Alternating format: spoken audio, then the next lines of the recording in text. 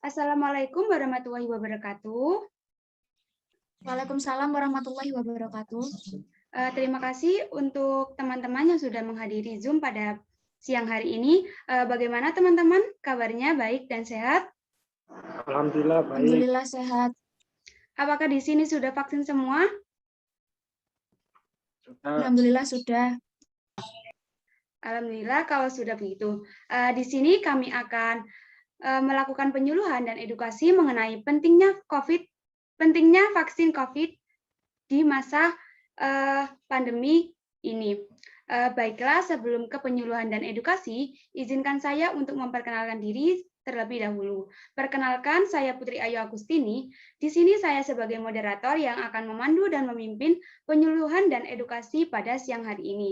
Baiklah, untuk menyingkat waktu, kita lanjutkan ke materi pertama, yaitu yang dibawakan oleh pemateri pertama kita, yaitu Zahratul Laili. Waktu dan tempat saya persilahkan.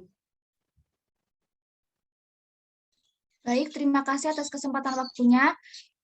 Pada kali ini saya akan menjelaskan mengenai vaksin. Apa sih vaksin itu? Menurut Plotkin 2013, kata vaksin berasal dari istilah Latin variole vaccin atau cowpox yang ditunjukkan oleh Edward Jenner untuk mencegah cacar pada manusia. Vaksin adalah olahan patogen yang mati atau yang lemah, atau produknya yang saat diperkenalkan ke dalam tubuh merangsang produksi antibodi tanpa menyebabkan penyakit. Vaksinasi itu juga biasa disebut sebagai imunisasi aktif, karena sistem kekebalan tubuh dirangsang untuk secara aktif mengembangkan kekebalannya sendiri terhadap patogen. Lalu apa sih jenis-jenis vaksin COVID-19 itu? Yaitu yang pertama, yaitu vaksin mRNA. Keunggulan dari vaksin ini yaitu ditandai dengan tidak adanya integrasi genom, respon imun yang meningkat, perkembangan yang cepat, dan produksi antigen multimerik. Yang kedua yaitu ada vaksin berbasis virus yang dilemahkan atau PCOVAC. Vaksin sel ini dimatikan atau vaksin hidup yang dilemahkan. Vaksin sel yang dimatikan atau vaksin hidup yang dilemahkan adalah pengembangan vaksin konvensional dan telah ditemukan bahwa cara ini aman dan efektif dalam mencegah penyebab terjadinya penyakit seperti yang sudah diterapkan pada vaksin influenza dan polio. Lalu yang ketiga ada vaksin DNA. Vaksin ini lebih baik daripada vaksin mRNA secara komposisi dalam stabilitas dan pengiriman. Namun, vaksin ini harus memasukkan nukleus yang dapat membawa resiko integrasi vektor dan mutasi pada genom inang. Selanjutnya ada vaksin berbasis vektor adenovirus tipe 5, SARS-CoV. Vaksin ini memiliki 3 kelompok dosis dan memiliki beberapa efek samping, yaitu seperti demam, kelelahan, sakit kepala, dan juga nyeri otot. Namun tidak perlu mempengaruhi keseluruhan penerimaan vaksin.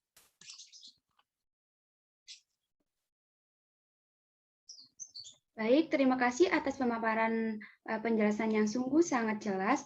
Baik, untuk materi kedua yaitu cara kerja vaksin yang akan dijelaskan oleh pemateri kedua kita yaitu Dewi Fatmawati. Waktu dan tempat saya persilahkan. Baik, terima kasih atas waktunya. Di sini saya akan menjelaskan tentang cara kerja vaksin. Nah, vaksin ketika masuk ke dalam tubuh, vaksin COVID-19 membutuhkan waktu beberapa hari atau bahkan berminggu-minggu untuk membentuk antibodi. Nah, berikut mekanisme atau cara kerja vaksin COVID-19. Yang pertama, vaksin COVID-19 bekerja dengan membuat antibodi untuk melawan virus corona. Nah, antibodi ini menempel pada protein virus. Selanjutnya, yang kedua, saat vaksin COVID-19 dibuat, virus corona yang menjadi bahan pembuatan vaksin diubah menjadi nonaktif dengan menggunakan bahan kimia yang disebut beta-propiolactone. Virus corona yang tidak aktif tidak bisa bereplikasi lagi, tapi proteinnya tetap utuh. Yang ketiga, karena virus corona di vaksin sudah mati, maka bisa disuntikkan ke tubuh. maka bisa disuntikkan ke tubuh manusia tanpa menyebabkan infeksi COVID-19. Begitu masuk ke dalam tubuh, beberapa virus yang tidak aktif dikalahkan oleh sejenis kekebalan yang disebut sel pembawa antigen.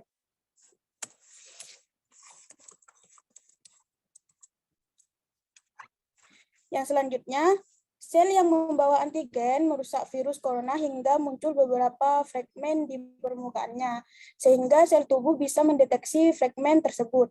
Yang kelima, antibodi pun terbentuk. Sel kekebalan tubuh menjadi aktif, berkembang biak, dan mengeluarkan antibodi untuk melawan virus corona.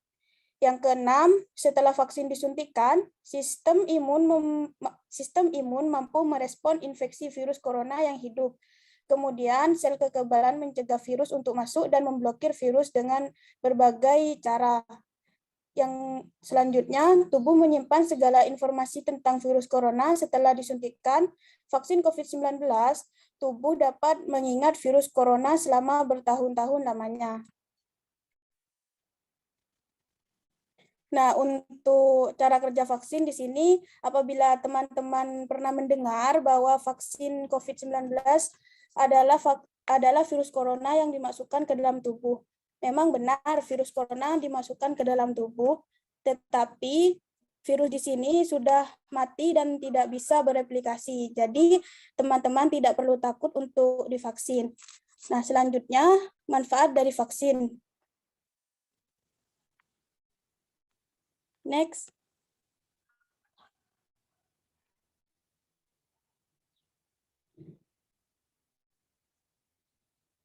Nah, manfaat vaksin di sini yang pertama manfaat untuk diri sendiri.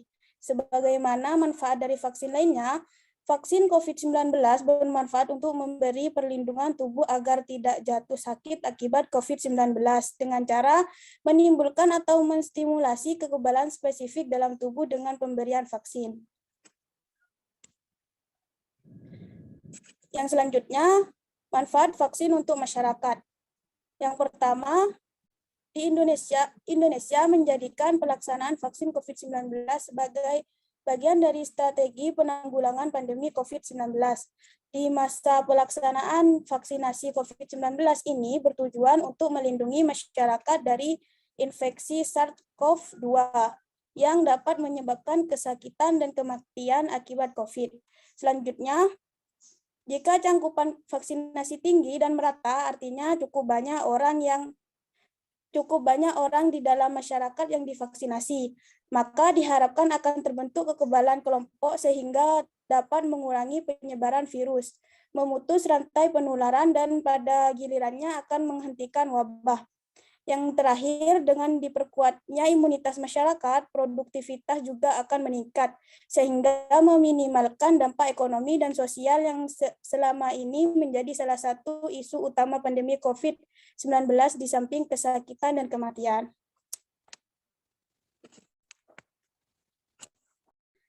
Terima kasih atas penjelasannya yang sungguh sangat bermanfaat. Di sini ada tambahan materi yang akan dijelaskan oleh pemateri ketiga, yaitu Laila Riza Alfariza. Waktu dan tempat saya persilahkan. Baik, terima kasih atas waktunya. Pengembangan vaksin COVID-19 diupayakan berjalan secepat mungkin. Vaksin tetap harus melalui serangkaian uji klinis yang ketat untuk membuktikan kesesuaiannya dengan standar internasional dalam hal keamanan dan efektivitas vaksin. Hanya vaksin yang dinilai telah memenuhi standarlah yang akan mendapatkan persetujuan WHO dan otoritas nasional. UNICEF hanya akan mengadakan dan menyuplai vaksin COVID-19 yang memenuhi kriteria keamanan dan efikasi yang ditetapkan oleh WHO, serta yang telah mendapatkan persetujuan resmi dari otoritas nasional. Perkembangan persetujuan izin menggunakan darurat atau Emergency Use Authorization atau EUA, BPOM juga telah melakukan rolling submission atau penyampaian data yang dimiliki industri farmasi secara bertahap, serta telah melakukan evaluasi terhadap data hasil uji preklinik dan uji klinik pada fase 1 dan fase 2 untuk menilai keamanan dan respon imun yang dihasilkan dari penggunaan vaksin. Dan juga hasil uji klinik pada fase 3 yaitu dipantau selama 1 bulan setelah pemberian suntikan kedua. Dari hasil uji mutu vaksin, serta melalui inspeksi langsung ke sarana produksi vaksin CoronaVac, BPOM juga memastikan bahwa vaksin tersebut tidak mengandung bahan yang berbahaya, seperti pengawet ataupun formalin.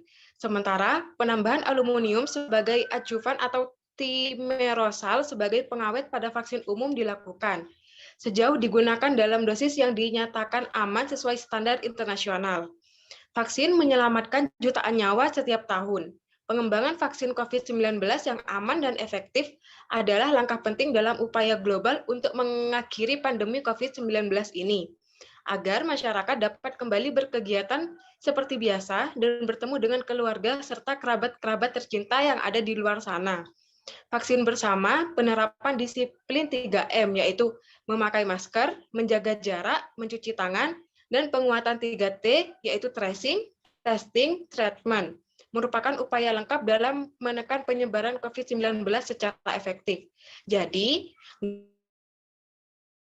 karena semua vaksin yang disetujui oleh WHO, UNICEF, dan BPOM telah terbukti aman dan efektif dalam melindungi penerimanya terhadap sakit berat yang ditimbulkan oleh COVID-19.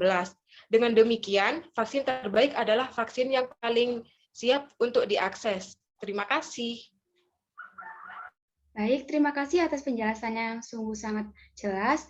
Baiklah, karena pemaparan materi dari pemateri sudah selesai, bagi teman-teman yang ingin bertanya, silahkan menggunakan fitur raise hand. Terima kasih. Baik, untuk pertanyaan pertama dari Devis Adelia, saya persilahkan. Assalamualaikum warahmatullahi wabarakatuh. Perkenalkan, nama saya Devis Adelia, NIM 1047. Apa alasan seseorang tidak dianjurkan untuk vaksin? Mohon dijelaskan. Terima kasih atas pertanyaannya. Baiklah, untuk pemateri, silahkan langsung dijawab. Baik, izin menjawab ya. Untuk alasan seseorang tidak dianjurkan untuk vaksin yaitu karena ada beberapa alasan. Orang yang tidak dianjurkan untuk menerima vaksin atau tidak menjadi prioritas untuk vaksin COVID-19 antara lain anak-anak atau remaja berusia di bawah 18 tahun dan orang yang menderita penyakit tertentu, misalnya diabetes atau hipertensi yang tidak terkontrol. Apakah sudah jelas? Sangat jelas, terima kasih. Saya ucapkan terima kasih kembali untuk pertanyaannya. Baiklah, untuk pertanyaan 2 dari Khairul Anam, saya persilahkan. Baik, sebelumnya terima kasih atas waktunya. Assalamualaikum warahmatullahi wabarakatuh. Waalaikumsalam warahmatullahi wabarakatuh. Saya Khairul Anam, saya selaku masyarakat ingin bertanya mengenai vaksin COVID ini. Karena saya mendapat informasi dari media online kalau vaksin bisa menyebabkan pembuluh darah pecah. Apakah benar demikian? Mohon dijelaskan. Terima kasih. Terima kasih atas pertanyaan yang sungguh baik. Baik, akan dijawab langsung oleh pemateri. Silahkan. Baik, terima kasih atas pertanyaannya. Mohon izin menjawab. Terkait adanya info bahwa vaksin berisiko menyebabkan stroke pendarahan, kami klarifikasi bahwa secara ilmiah pun tidak ada hubungan antara stroke pendarahan dengan vaksin COVID-19. Efek samping yang mungkin timbul sifatnya masih sangat ringan dan mudah diatasi seperti demam, nyeri, mengantuk, lapar, dan lain sebagainya. Efek samping ini pun biasanya tidak berlangsung lama, maksimal 2 hari pasca penyuntikan vaksin tersebut. Terima kasih atas jawaban dari Kak Laila. Terima kasih atas jawabannya. Karena sesi pertanyaan sudah selesai, maka ini menjadi akhir dari pertemuan penyuluhan dan edukasi pada siang hari ini. Terima kasih atas partisipasinya untuk teman-teman yang sudah hadir dalam melakukan Zoom pada siang hari ini, yaitu mengenai penyuluhan dan edukasi tentang pentingnya vaksin COVID-19 di masa pandemi ini. Baiklah, terima kasih atas waktunya. Saya selaku moderator meminta maaf apabila ada kendala atau kurangnya perkataan dalam penyuluhan dan edukasi pada siang hari ini. Terima kasih. Wassalamualaikum warahmatullahi wabarakatuh. Waalaikumsalam warahmatullahi wabarakatuh.